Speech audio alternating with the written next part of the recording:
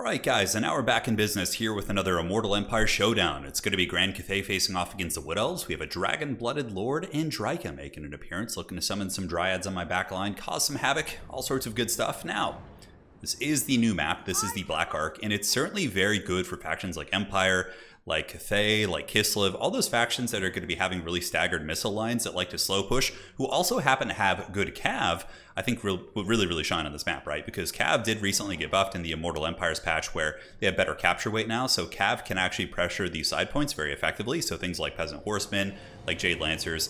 I really think the future is bright for factions like Cathay because honestly, in my experience, I've had pretty good success with them against a number of old world factions.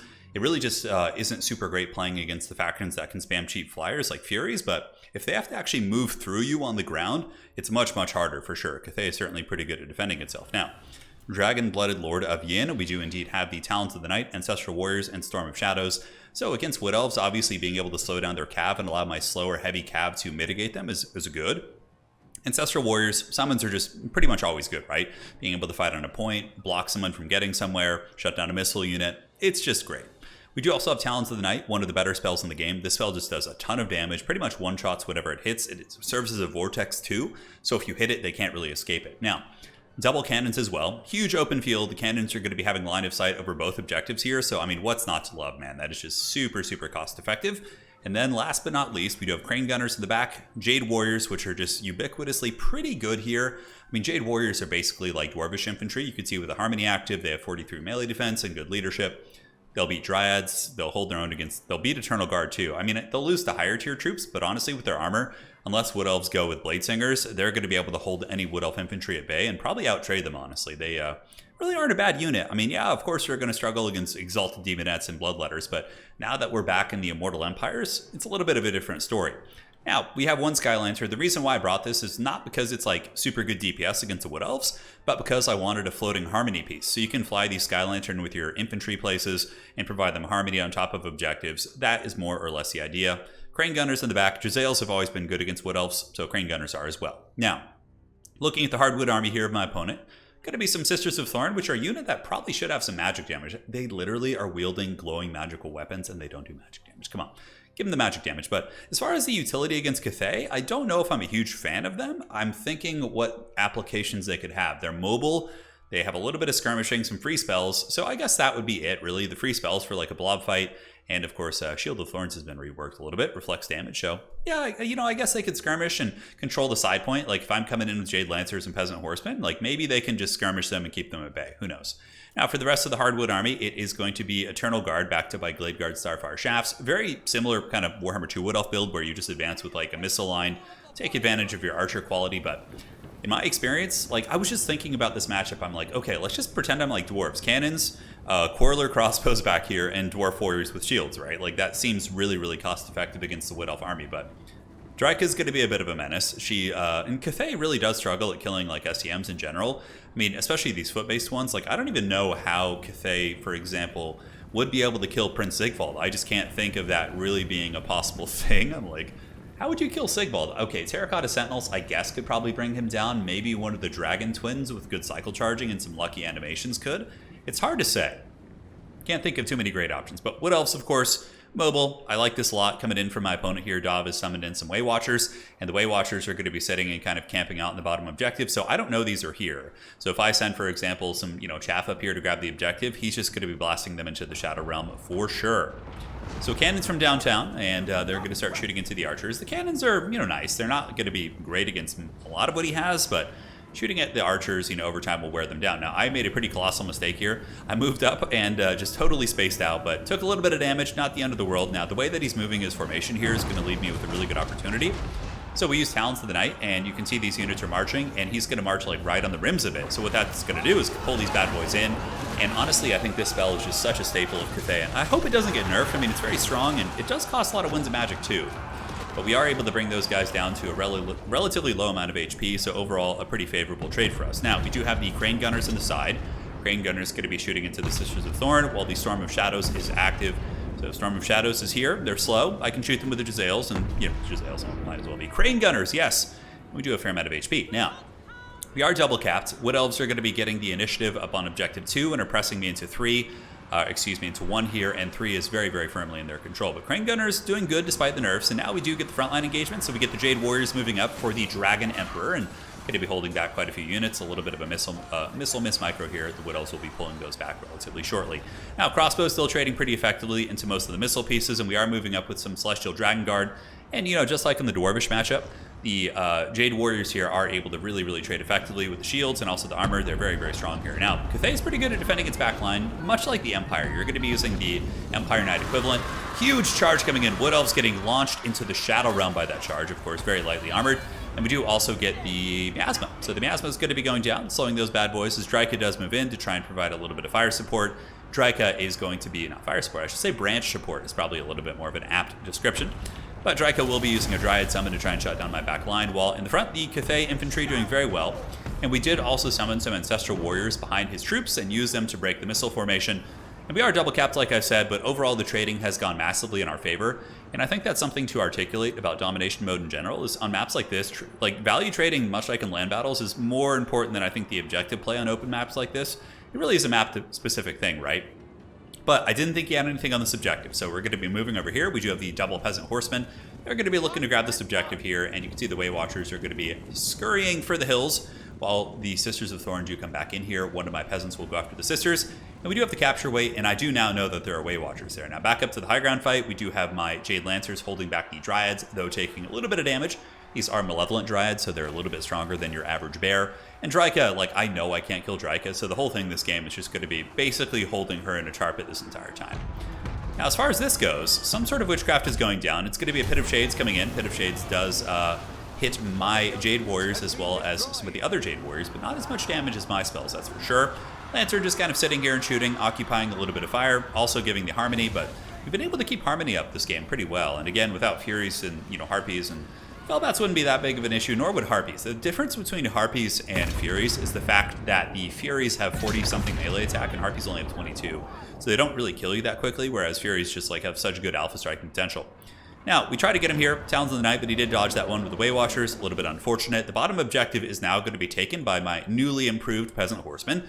So I use some of them to push back against the Sisters of Thorn, the Way Watchers, but they are being kited into the Shadow Realm a little bit, so the Wood Elves should be okay there. They're not going to be in the biggest danger. But the value trading is really starting to kick in here. You can see the Wood Elf army getting a little bit beleaguered, very tattered. Drycha is, of course, tied up and just trapped in the Jade Lancers for quite some time. The two cannons continuing to really, really roast downtown and just pound into the Way Watchers and whatever we can. And, the Dread Lantern is still going strong, giving the Harmony to the ground-based troops. It certainly does not hurt. Now, Wood Elf's going to be responding with the Sisters of Thorn and the Great Stag Knight. So the Great Stag Knight's being pulled in. And I honestly like them in this matchup. With their speed, their shields, and a little bit of armor, they can, of course, crush like Jade Warriors. They can crush Jade Lancers. They bring a lot of utility to the battlefield.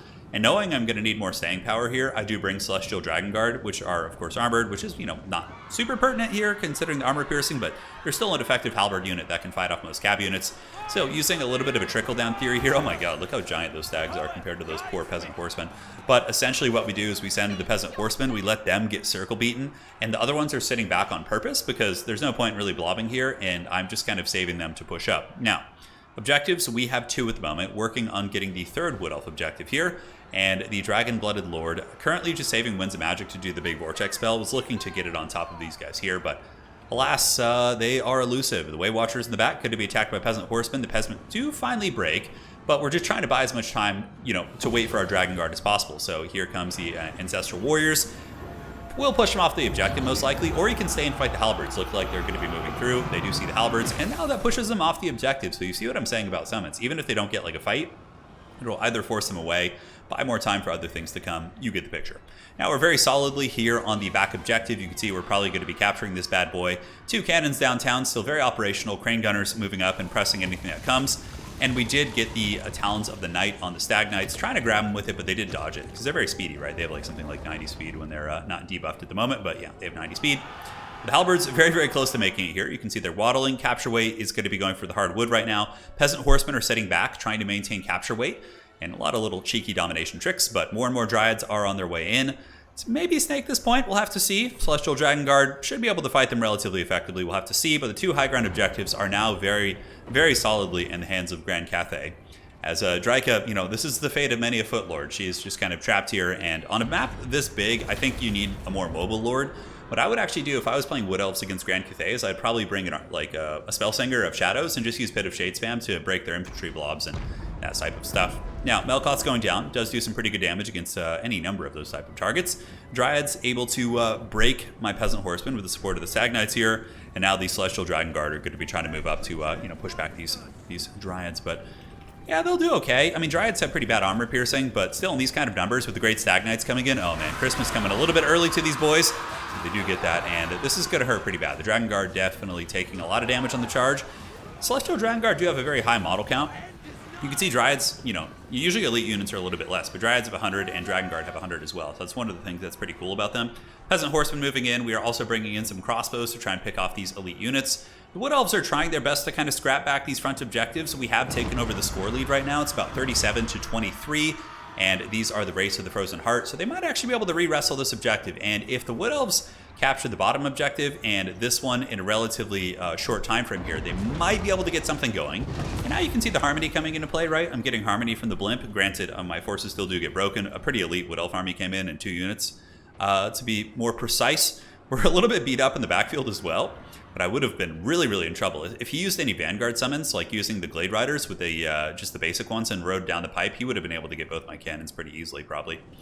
But side objective is going to be going to the Hardwood. Celestial Dragon Guard trying their best to get this. I think we have enough time to wrestle this back, though.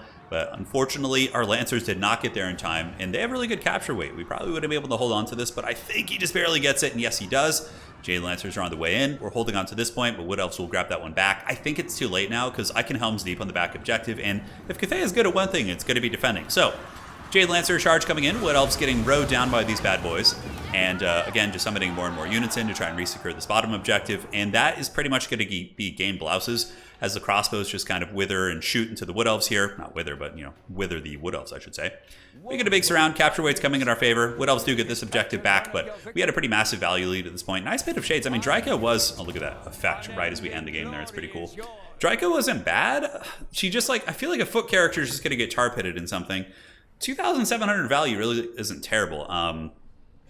Overall, just the initial trading was very, very inefficient. The archers, none of the Glade Guards did really good. They got kind of out hammered by my crossbows. You can see the value differential. Eternal Guard are a decent choice against Cathay. They have armor piercing and are pretty durable themselves. I don't hate Eternal Guard trading into Jade Warriors. As a matter of fact, it's probably a pretty even fight. But I think the Wood Elves should not have pressed on my deployment zone. I think the Wood Elves should have just... And honestly, guys... Obviously, Cathay did win this game, and I think they have some decent tools against Wood Elves, but I think Wood Elves might still have an advantage in many regards. I think if you're Wood Elves, you just defend your back objective, force Cathay to extend onto it, and then you focus a lot of resources on controlling, because you're going to be able to control the mobile points, the side points very well. But, yeah, GG, well played. It was a fun one. Hopefully you guys enjoyed that. I do think that Grand Cathay actually isn't... They feel fun to play now. I myself am a, Empire, Cannon, Missile, Heavy Cav kind of guy. That's my favorite way to play this game. And I think I'm going to be mixing Cathay into my repertoire. I'm trying to think what other matchups I wouldn't hate with Grand Cathay that I would enjoy playing. Let's see. So Cathay into Dwarves feels pretty good actually, because, we have what they have, but we have mobility too, and we have good magic against them with the Talons of the Night. Cathay into Wood Elves feels okay. Cathay into High Elves I think would be a fine matchup, honestly. A lot of those matchups don't feel bad, honestly. They really don't. It's just the factions have Furies. Furies are just an unholy nightmare for them to deal with, man. So, anyways, hopefully you guys enjoyed this one. We'll see you on the other side. Take care of yourselves. And, hey, man, Dragon Emperor smiles on you this day.